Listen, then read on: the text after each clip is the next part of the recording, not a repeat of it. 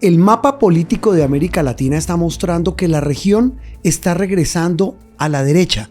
Colombia acaba de ingresar de nuevo a ese club con el triunfo en las elecciones presidenciales de Abelardo de la Espriella, un club en el que también hace relativamente poco entraron Perú, Ecuador y Bolivia. A lo largo de la historia, el continente y el mundo han visto su péndulo político moverse una y otra vez. El eterno dilema de quién cree tener la razón para solucionar los problemas de los ciudadanos. Desde la coyuntura de las noticias nos devolvemos en el tiempo. Esto es Memorias del Mundo, un video podcast disponible en YouTube y en todas las plataformas de audio.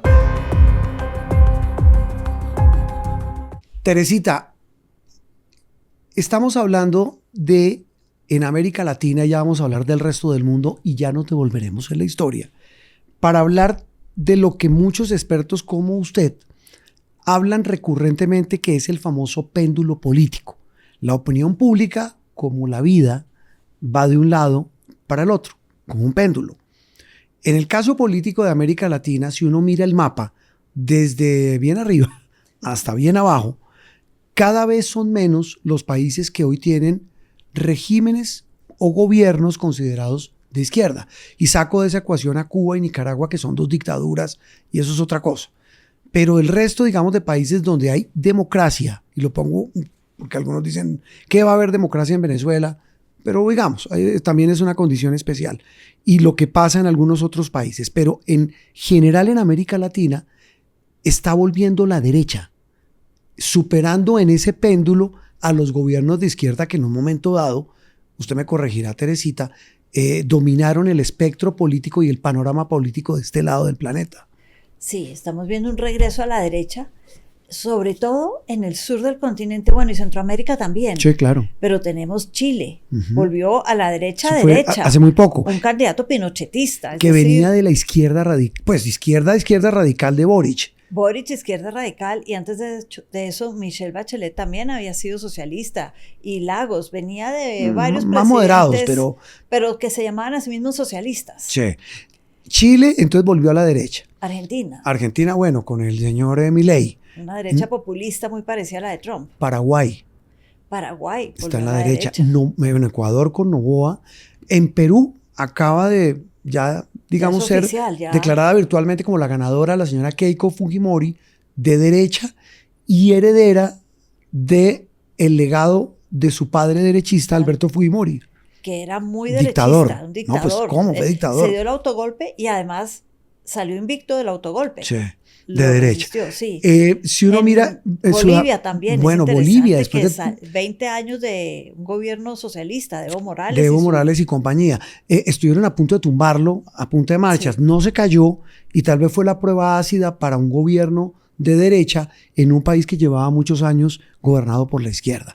Tal vez entonces las excepciones son el más chiquito de aquí de este lado, que es Uruguay, que ahí está el heredero del señor Mujica. Yamandú, sí. Y está el gigantón, que es Brasil.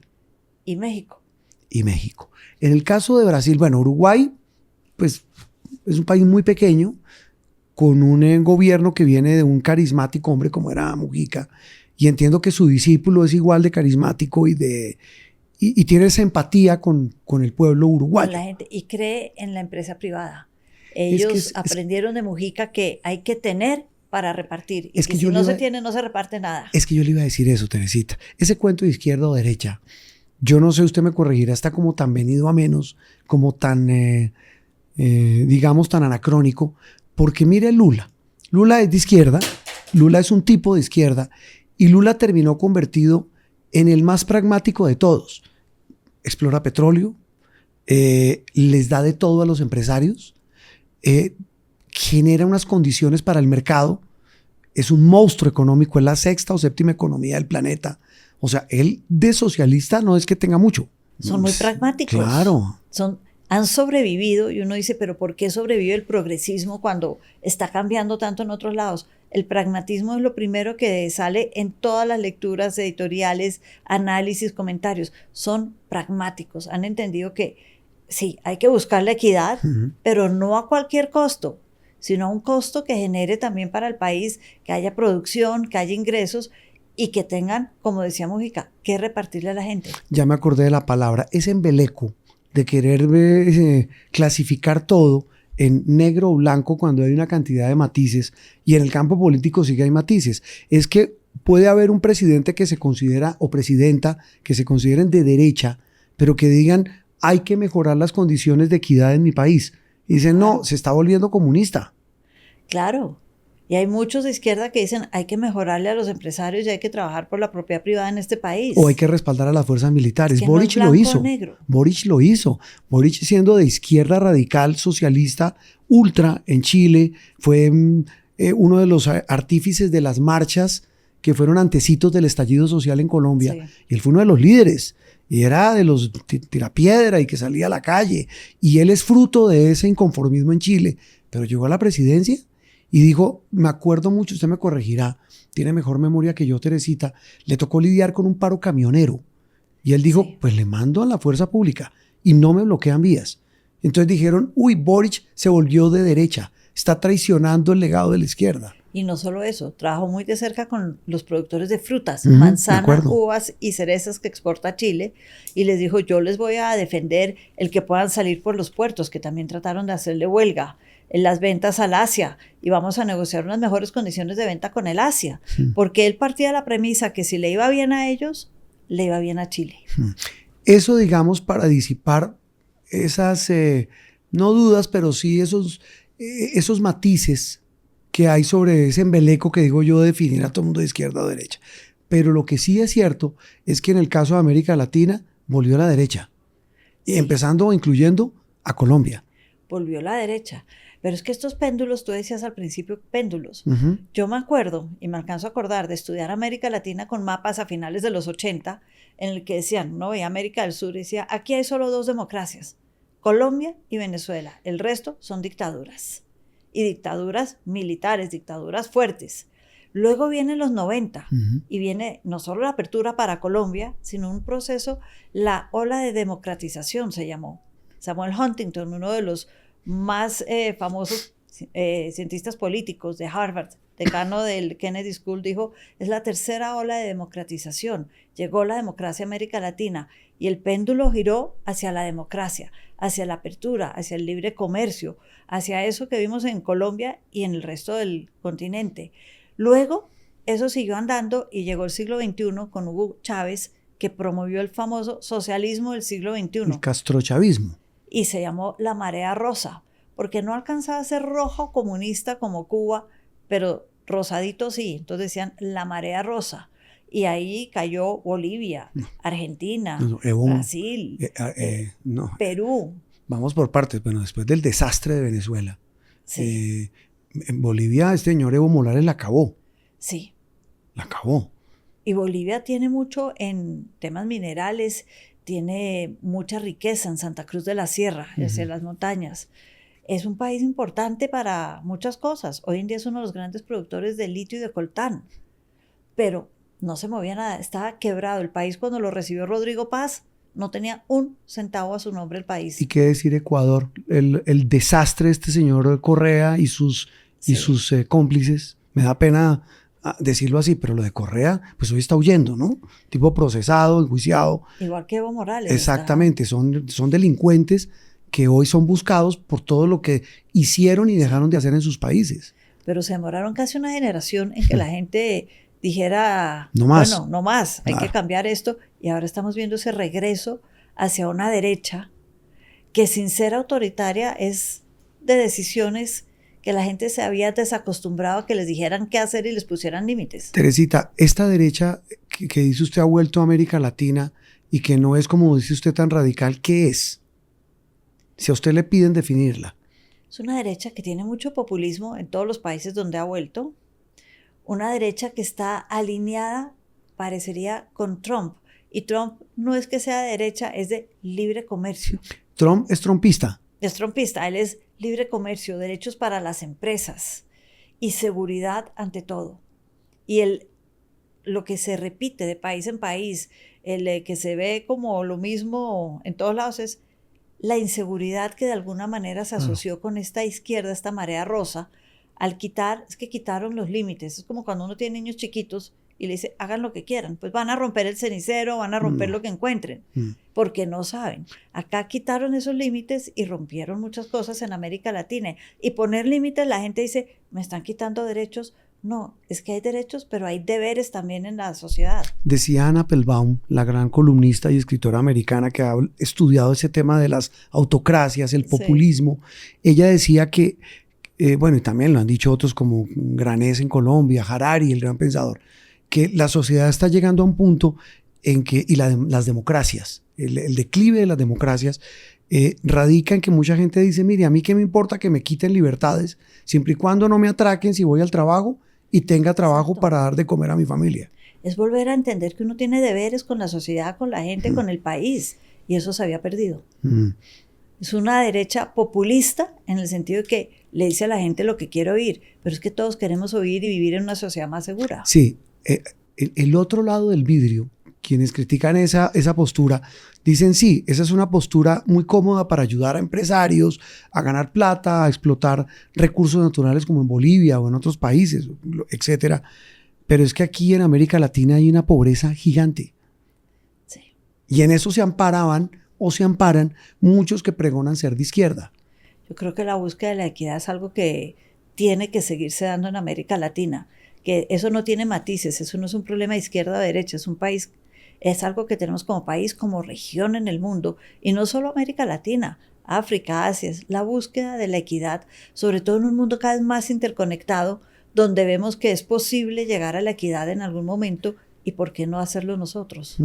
La historia de América Latina, usted mencionaba los 80, Teresita, en el caso de Centroamérica, en el caso de Sudamérica, hubo una ola de dictaduras, pero también la llegada en el caso de Centroamérica de guerrillas.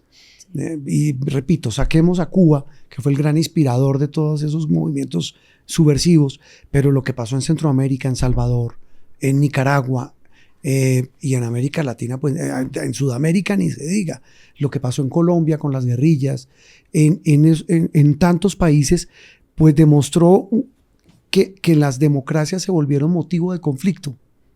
Sí. Y no estoy metiendo a Colombia, porque digamos, nuestro caso es muy particular por nuestro conflicto interno, pero viendo uno el mapa de América Latina, el imponer una idea se convertía en motivo de conflicto con los otros. Y para Estados Unidos ellos tenían dos visiones de todas estas guerrillas, Juan Roberto.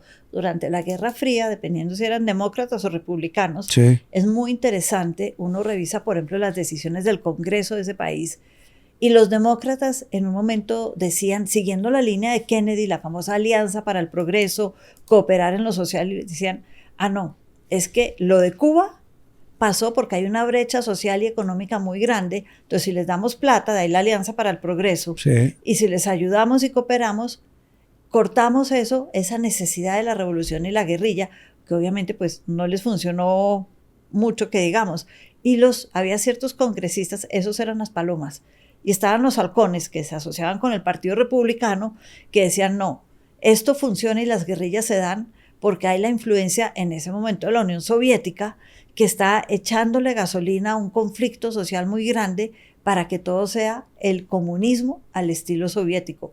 Y lo que hay que parar es la Unión Soviética para que no pueda influir en América Latina. Eran dos visiones distintas, ninguna era la verdadera. Yo creo que había una combinación de varias en América Latina. Y digamos que ese ha sido nuestro famoso síndrome de la patria boba. Hablo de América Latina. Sí. Esa pelea de dos visiones, porque al final del camino, tanto de derecha como de izquierda, pues ¿qué pregonan? Igualdad, oportunidades, progreso, respeto, civilidad, pero cada uno dice desde su orilla tener la razón y la solución para encontrar esos bienes y fines comunes. Ese es el problema. ¿Dónde está lo común? Para no quedarme yo en una sola orilla del problema. Y eso pensamos que cuando la Unión Soviética se acabó, bueno, ya todos vamos a estar como en el mismo plato, ya no hay esas diferencias, no nos van a empujar a escoger nada. Y fueron esos años 90 en que medio funcionó una democracia, una apertura, pero muy rápidamente al ver que nadie decía, hasta acá llega usted porque más allá de eso usted es soviético o del campo de mi enemigo, fue entonces cuando empezó a surgir ese socialismo del siglo XXI. Y entonces ahora llega Trump y dice, esto se acaba. Pero ¿sabe qué, Teresita? Es que está echando cabeza y memoria. Es que no me acuerdo exactamente la fecha, pero era el gobierno en Colombia de Álvaro Uribe Vélez. Y no se me va a olvidar una reunión en República Dominicana. Están en ese rollo del operativo que autorizó el presidente Uribe entonces contra Raúl Reyes en territorio ecuatoriano. Sí. ¿Acuerdas el rollazo? Claro. Correa. 2008 fue, 2007. Tal vez 7, marzo, tal vez. 2007, Correa, presidente de Ecuador. Miren el rollo, de izquierda. Chávez en Venezuela. Uribe aquí. Y lo han cogido en gavilla. Me acuerdo que estaban Evo Morales. Eso fue toda esa gavilla, excúsenme la palabra tan peyorativa, de los de izquierda a Uribe. Que Uribe en ese momento se defendió como gato patas arriba y dijeron, mire cómo está el continente. Un presidente de derecha defendiéndose de ese bloque castrochavista y del socialismo del siglo XXI. Me estaba acordando de eso. Eso fue, me acuerdo Eso que ha el mes cambiado era mucho. marzo, me acuerdo que era Sí. un marzo, no me acuerdo, tienes razón, 2007, 2008, y me acuerdo mucho de ese momento porque entonces vino la amenaza, vamos a cerrar, a cortar relaciones con Colombia. No, y que lo iban a aislar. Y que lo iban a aislar entre Ecuador por el sur y Venezuela por el norte, y con la plata Venezuela y el petróleo, y Correa dando gritos y alaridos sobre su soberanía, y todos estos temas de persecución en caliente, Raúl Reyes, el computador, había que defenderse. Y Pero eso no es izquierda o derecha, es seguridad, es soberanía. Y es que acá hay un tema interesante y es que mientras hablan de integración y fronteras que se diluyen en aras de la integración, yo lo que veo en los últimos 10 años, 15 años, es que resurgen las soberanías de los países. pero sabe también que ha resurgido en los últimos 20 años, usted me corregirá, escuchando esto, es un caudillismo. Porque si usted mira esos movimientos, ¿quiénes los encarnaban? Una sola persona. En el caso de la izquierda, en Venezuela, pues mire Chávez y después Maduro, que fue el heredero de ese desastre. Correa, Evo, si usted ve, eran uno solo. Sí. En el caso de Colombia, Uribe, que lo reeligieron, era uno solo. ¿Me explico? Es decir, aquí hay un tema también de egos y caudillismo, que es lo que hoy llaman este tema de las autocracias, que también están encarganadas hoy en el caso de lo que estamos viviendo con Trump. Y es que ese caudillismo no tiene ideología, tiene populismo. Exactamente. Y es decirle a la gente lo que quieren oír y lo que a mí me sirven para que me mantenga yo en el poder. Usted mira siempre hacia el pasado y nos ayuda a entenderlo, y ese es el espíritu de memoria del mundo. Si le dijeran ¿hacia dónde vamos? ¿Hacia dónde vamos? Algo que me llama mucho la atención. Todo el mundo está, y no es por hablar del pasado, mirando al pasado. Estamos hablando de Make America Great Again. Un Putin que está mirando lo que era Rusia antes de los soviéticos. China que está mirando lo que era China en el siglo XIX. Y estamos viendo que la gente está reencauchando ideas del pasado. El movimiento en Gran Bretaña en estos días, el Brexit. Sí. El Brexit, ¿por qué se dio? Porque queremos volver a ser el imperio que éramos antes de tener que supeditarnos a reglas y leyes de la Unión Europea. Entonces, la gente mira al pasado para reimaginarse el futuro. Yo creo que hay que reimaginarse el futuro aprendiendo del pasado, pero no quedándome en el pasado, sino entendiendo que hay inteligencia artificial, que hay una generación nueva, que hay una generación mucho más abierta y sobre todo mucho más conectada entre ellos. Y eso va a cambiar la política y va a cambiar los países. Teresita, porque las noticias también tienen historia. Esto es Memorias del Mundo, un video podcast disponible en YouTube y en todas las plataformas de audio.